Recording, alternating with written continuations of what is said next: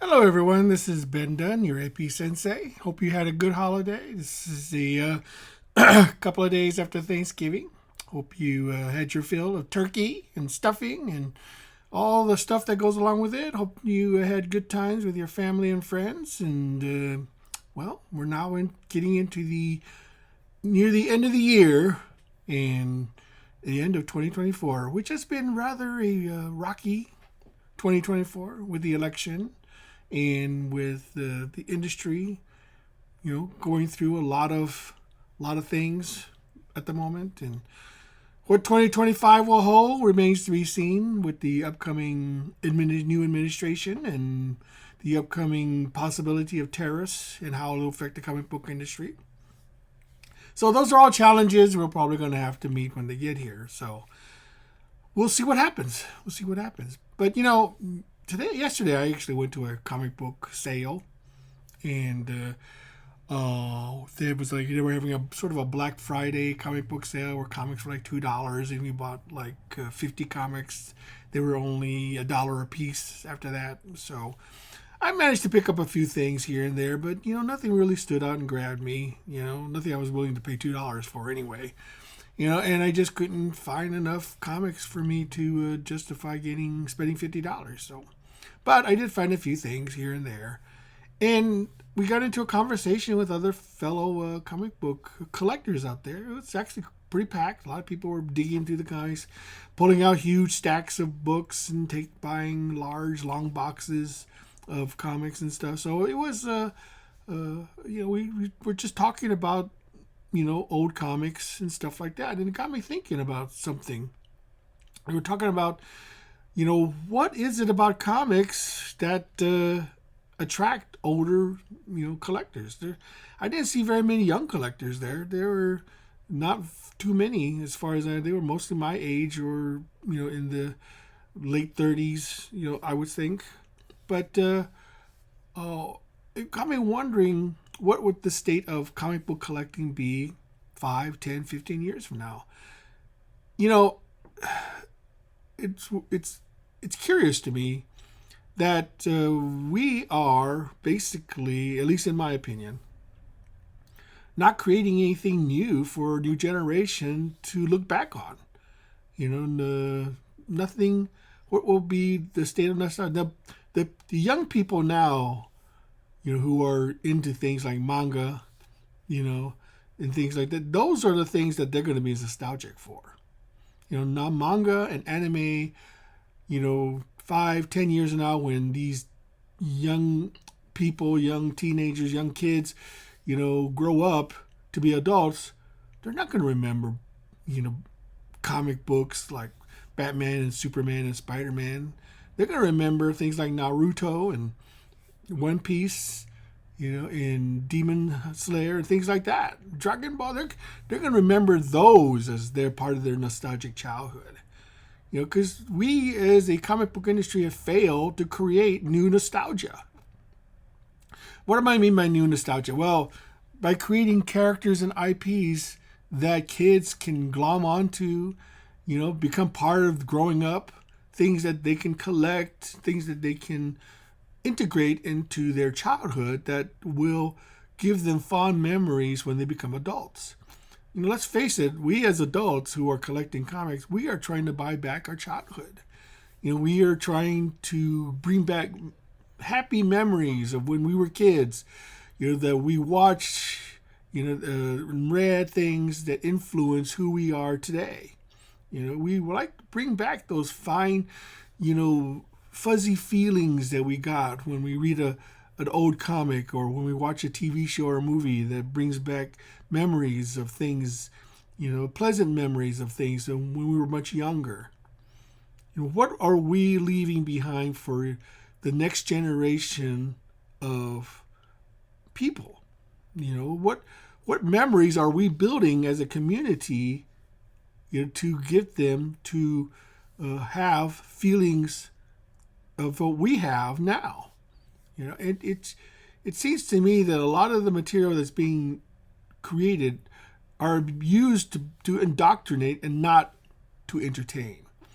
We as creators, need to really think about what we're doing and what we're producing.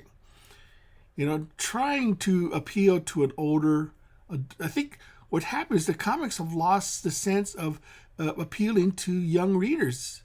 Batman and Superman and all those superheroes, they were meant for kids. When Watchmen came out, it showed that you could do adult comics in a very serious manner. Oh, I'm not saying there weren't serious attempts, but they were usually still aimed at a readership that was eternally supposed to be the next generation. When they stopped catering to that generation, and started to maintain the generation that they had, they lost sight of their future readers. They lost their future readers. I think that if you want to create something that'll stand the test of time, it has to be timeless. It has to be something that any generation can read and enjoy. And if you want to create a new generation of readers and collectors, then you have to give them something that they want to collect, they want to read. It's just as simple as that. Why do you think that manga has exploded? Because it fulfills something, in these new readers that current modern comics are not doing. Most kids these days, I was talking to some older collectors at this sale, and they say they can't get any of their kids to read comics, but they read manga. They don't care about American comics. American comics is this old-fashioned, dated, full of stories that they have no desire to read, and it's got so much baggage that they don't even know where to begin. Manga is clean, efficient, simple. Has a beginning, has a middle, and has an end. It's all done by a vision of usually one or two creators. And usually you can get in very quickly and get up to speed on the stories. This is what we need. We need to create comics that aren't full of back history, that aren't full of things that make no sense to a kid who wants to read just a simple, entertaining story, that attracts them, that will give them something to think about, and to entertain them first and foremost.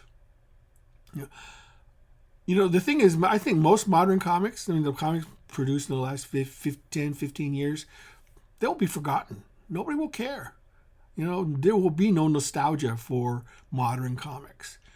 I'm going to make that prediction now. There's not going to be a back issue market for modern comics. Most of the modern comics that you're seeing, they're just being bought for the covers. In fact, one of the people I was talking to said that all it is about the covers. Nobody cares about the interior. Nobody cares about the story. Marvel and DC spend the money on the covers, very little on the actual meat and potatoes of the comic, the actual story itself, the actual art itself.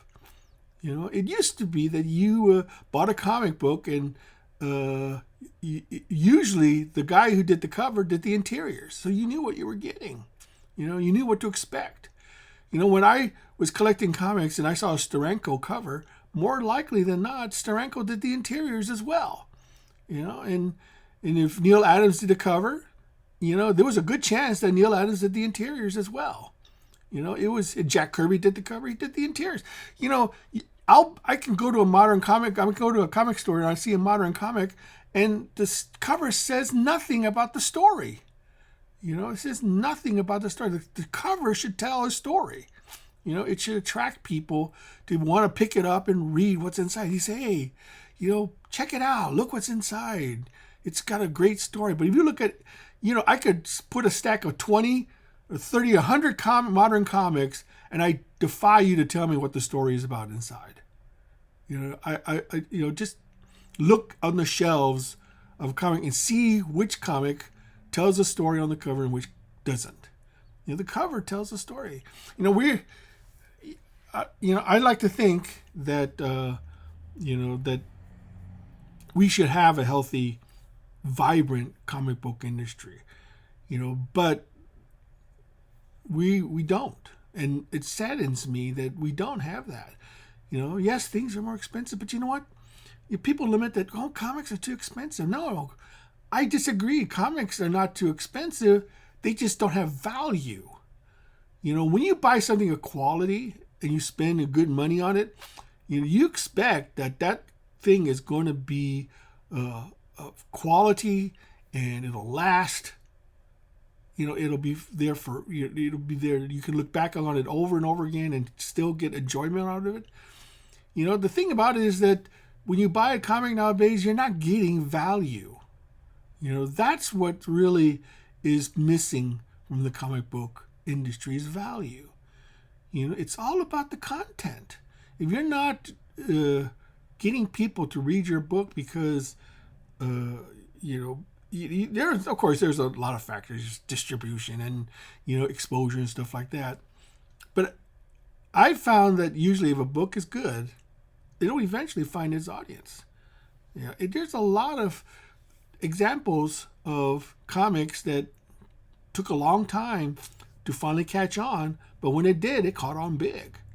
A lot of things have to start small. They have to, at the beginning, you have to be willing to dedicate yourself, to go through the rough patches in order to see that shining hill on the shining city on the hill. Don't give up on your dream. That's the important thing.